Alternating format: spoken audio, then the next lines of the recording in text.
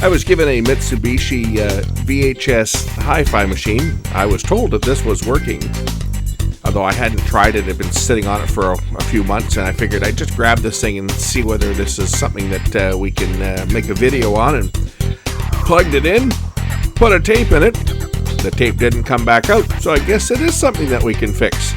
Let's check this one out. This is a Mitsubishi HSU55 VCR. And it has a tape stuck in it. A promo tape of all things. If you turn it on and press eject, nothing happens. It just makes noise. I've already taken the screws out of this unit.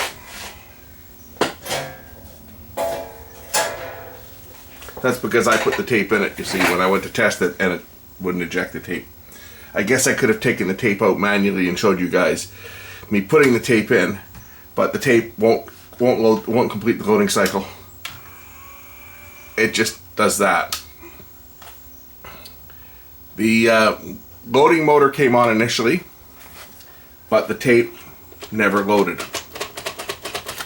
So it's one of a couple of different things. It could be a belt that's slipping.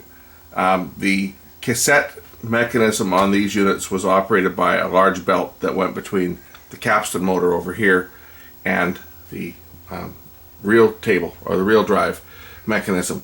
It was geared in by the loading motor. It operated a clutch, which it uses the same gear drive that drives the take-up and supply reels to load and lift the cassette basket. So if the belt under the chassis is slipping, it's going to cause a problem where it won't load or eject.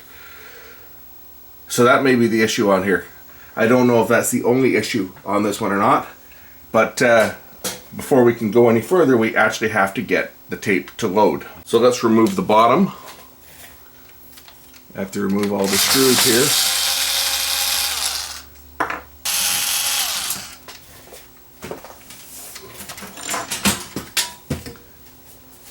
And this is the belt that I'm talking about. And it does not, well, I guess it is slipping. Yeah, see, it looks like it's got grease on it.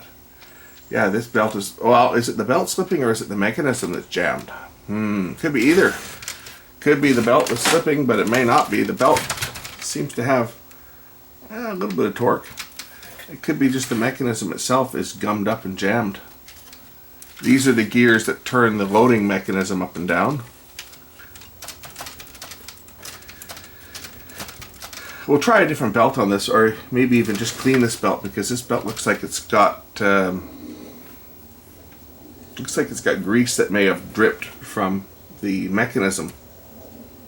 You can see it on the belt here. Usually these belts break, right? This one hasn't broken, but it's quite slippery. I think what's happened is the black grease that's been on this, and it looks like this one, someone's worked on this one in the past, but the black grease that's on here looks like it's dripped into the pulley and might be causing it to slip. Yeah, it looks like the mode switch may have been done on this thing in the past too.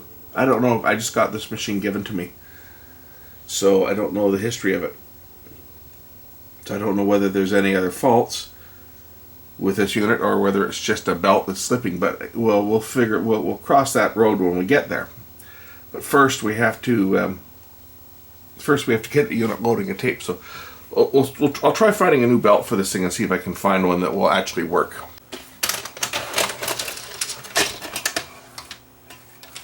Okay, so a new belt, and it's now threading. So let's see if this thing plays. I'm just going to get a shot of my monitor here so you guys can see what happens. This is a Bose demo, so I'm sure it's okay to play this. I don't think I have to worry about getting smacked around for anything for this. Also, it's from like 1999 sales training demo, so. These and other technical challenges exist daily in our customers' lives. Never is it so obvious as when they come and visit our store. Well, it seems to be playing. Here's a real-life example from a potential home theater customer. Quoted from the editor-in-chief of Stereo Review, Bob at Costco. I better turn this My down. buddy was about to break out his credit card. Music is probably okay, but the picture's not very good on this thing, that's for sure.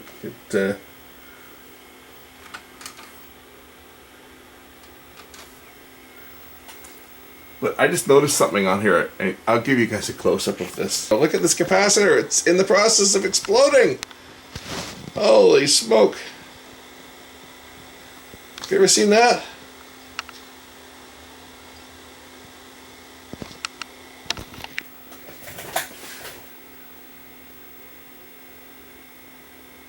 That's what happens when capacitors sit around for a while. And this thing, I don't know how long it's been since this VCR has actually had power. It's been a while.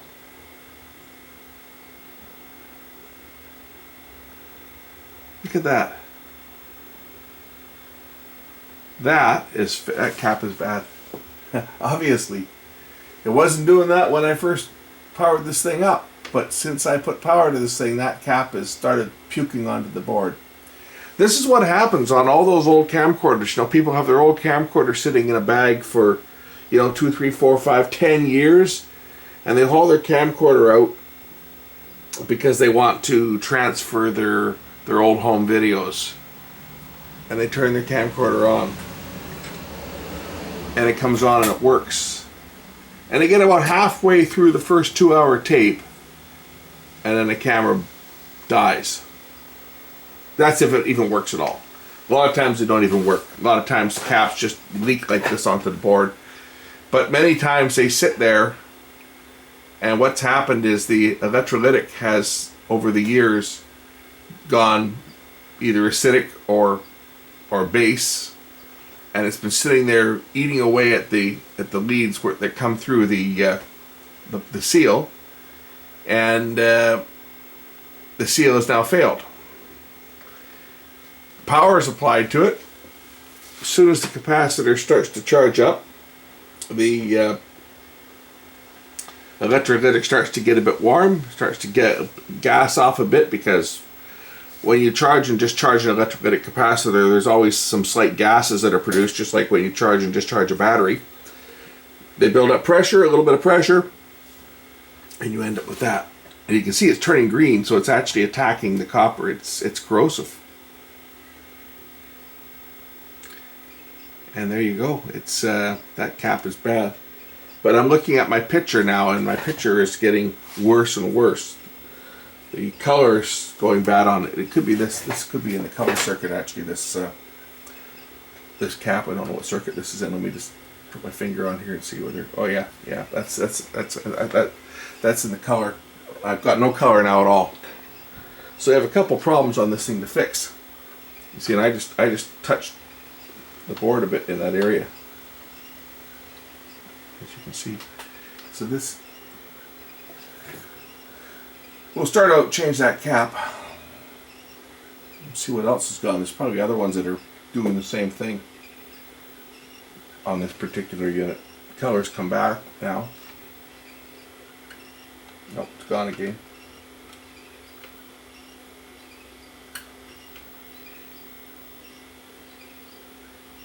It could be an interesting one. Let's fix this thing. We'll start out by changing that cap that's obviously spilling its guts. Power off. The iron is already warmed up. As you can see, this is an original one because it's been glued in place.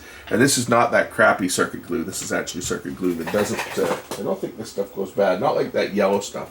This was the silicone-based stuff that we used on the newer ones. I don't know that this stuff. It might even still go bad, but it didn't. I'm not aware of the white glue causing the same problems as the yellow glue, but it might still be problematic because it has gone pretty. Let's take a look at where that was glued down. Just want to get this old cap out of here before I get any more electrolytic onto the board here. We'll try and take this thing out. We'll unsolder it.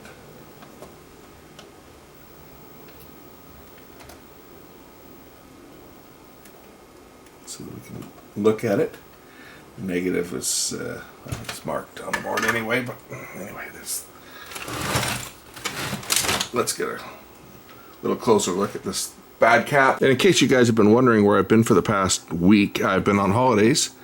I was deer hunting. Whoa! Whoa!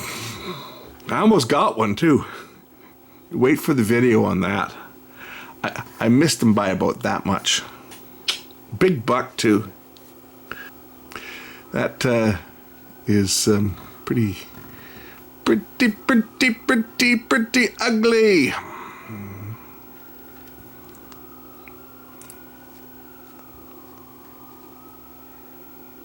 Yum.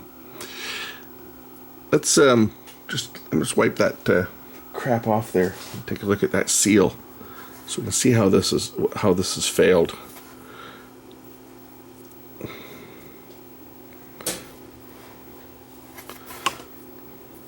We'll do a teardown on this capacitor. It's almost worthy of its own video, isn't it?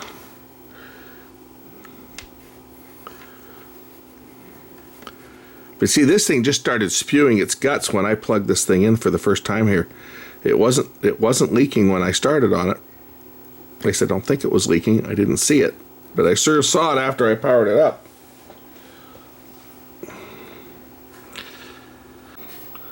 So typically,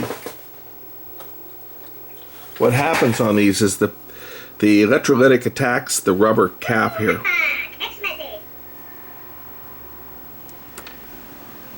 Can't escape from that. The text messages.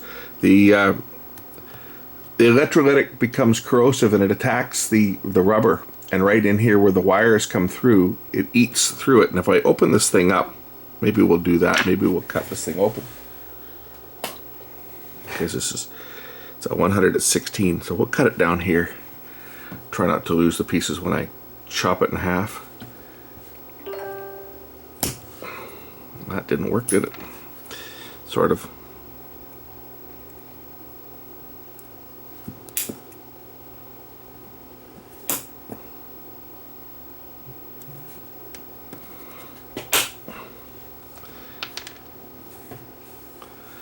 So there's the rest of the cap.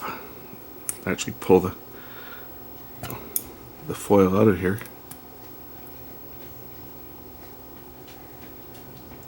See, these ones here don't have a vent, right? A lot of them have got the vented top, so if they overpressurize, the top pops on them and they bulge. But this one doesn't have it, so I'm wondering whether this has been overvoltaged.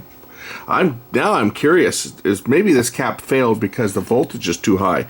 We'll have to check the power supply, because this was rated at 16 volts, and if that was overvoltaged, pressure would build up in there, and there's no place for it to go other than out the bottom on these things. See, although that rubber is really quite soft, those pulled out pretty easy. I think it's just bad. But I dropped it. Let's just check the voltage anyway, because.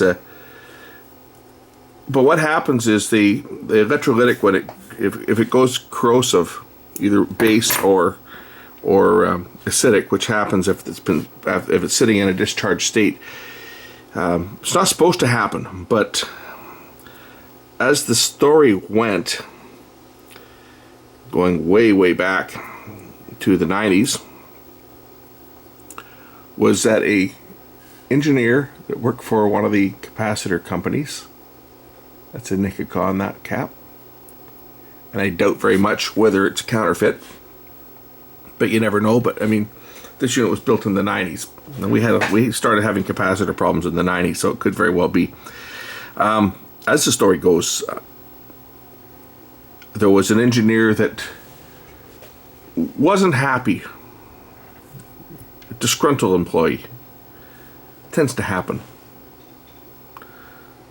And anyway, he was not happy with his employer, and he left and he went to another company. And when he left, he took the formula for newer capacitors that they were working at and took it to the company that he went to work for. And the story goes is that he missed a key ingredient in the recipe. And that key ingredient was a stabilizer that was used to keep the electrolytic stable, regardless whether it was charged or discharged.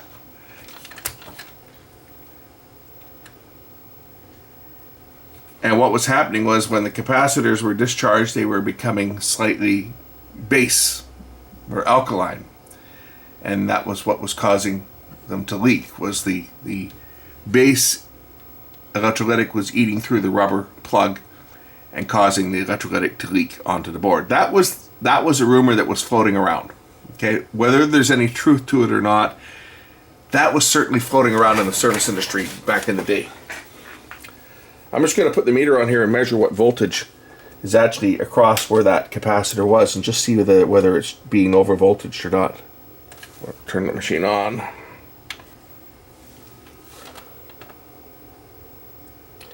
$11 volts, so it's a 16 volt cap. I would say that that's not why it failed. It did not fail because it was over voltaged and vented. It failed because the cap was bad. So let's put a new one in there. Got another one here. This is a G Luxon. I don't know what quality this one is, but it's certainly better than what came out of it, that's for sure.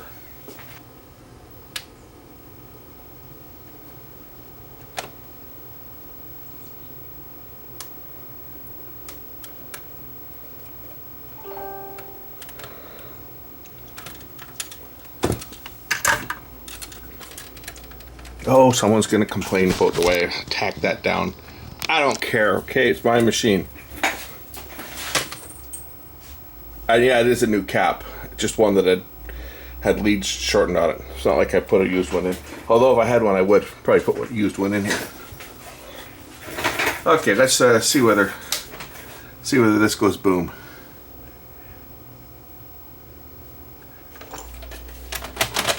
The tape back in.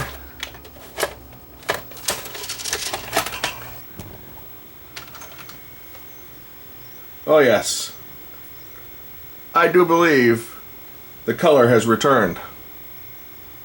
Interesting, there's the fault. Bad cap.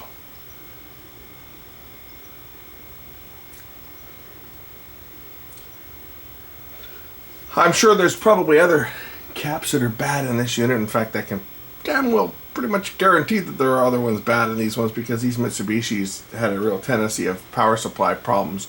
Power supply caps going bad in these ones. They were linear supply, but they also were notorious for exploding capacitors. Most people think of exploding capacitors as being a problem that's strictly to switching power supplies, but let me show you the board on this one. If you look down the power supply board on these ones here, yeah, they don't look too good, do they? These ones had a tendency that they had a lot of these caps that went bad on these ones. And maybe that'll make it to a different video. This one here, let's just say we're gonna leave this one at this. We'll do the one fix on this one, and I'm sure there are other problems with this machine, so we'll see some other videos that will address any other problems that may happen on this machine as I test it. But that was a color problem and a loading problem solved, and I didn't even expect it to have a color problem. I just expected it to be a loading problem. So new loading belt. And then that color problem, and you know, if I give this the wet finger in this area of the board, the color will watch. I'll show you the screen. The wet finger into that area of the board. This is actually a very good troubleshooting technique if you think you're in the area, you know, because low voltage, you're not going to get hurt, right? And lick your finger and just put your finger in the board in the area, and if things start changing like that, okay, we know that's a color circuit in there.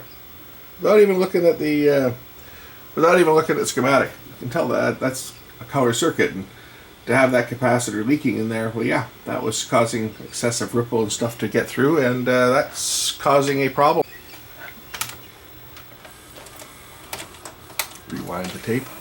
I found a whole box of these promo tapes, and I thought, why not? I'll just use these for demonstrations, because they're old products that aren't available anymore. They were training tapes from when I was in the business. Companies used to send these. I actually used to do my company. I didn't do the Bose stuff, right? But that's when I was doing video production. This was actually the type of stuff that I did. I did promo videos for companies. You know, for local companies that, you know, some of the stuff I did, companies that made like trailers and trailer accessories for boats and a boat. We did one for a company that made that made a trailer that you could put your boat on, and then that you could raise the boat up and park your sports car below the boat. It was like a dual. I think it was that way. It was the car went under the boat. It was for small boats, not for a huge boat. But like you had like a small, like a 15-footer or something, right? And it was a boat trailer, and you would pull your boat up onto it, and then the thing would raise up, and then it had a ramp below that you could drive your sports car on and tow it behind your motorhome. So you could tow your car and your boat behind your big motorhome, and it was kind of cool. Only one small problem, I guess it's okay if you're putting your boat in the lake, but if you're putting your boat in the ocean, do you really want all that salt water dropping on your car? Anyway, I did all kinds of stuff, and I probably even have some tapes that I might share with you guys sometime if I can find them, of some of the raw footage and stuff that I shot, or even some of the completed stuff. If I can find them, I might even still have some. Anyway, I found a bunch of these things here, so I figured these are just as good as any to show with when I'm repairing stuff, because I don't have to worry about copyright. I always liked these Mitsubishi machines. I thought these were really a good machine, and I'm sure that there's probably other things that aren't working quite right on this thing, because one fault, there's going to be more than one. I'll do some more testing on this thing and see if there's any other faults, and we'll get to them. And say the power supplies on these. This one hasn't failed yet, but you can see it's getting kind of ratty, and it would be a good idea if you've got one of these machines and you want to keep it running. It's a good idea to change these caps at the back here. They're just regular. There's nothing special about them. They're not high temperature or anything, but the original ones, they started to leak. It's probably the same reason as this one here. And I say there's probably other ones in here that are also going bad, because this was made during that era of the bad capacitors, where all those caps were garbage. Thanks for watching.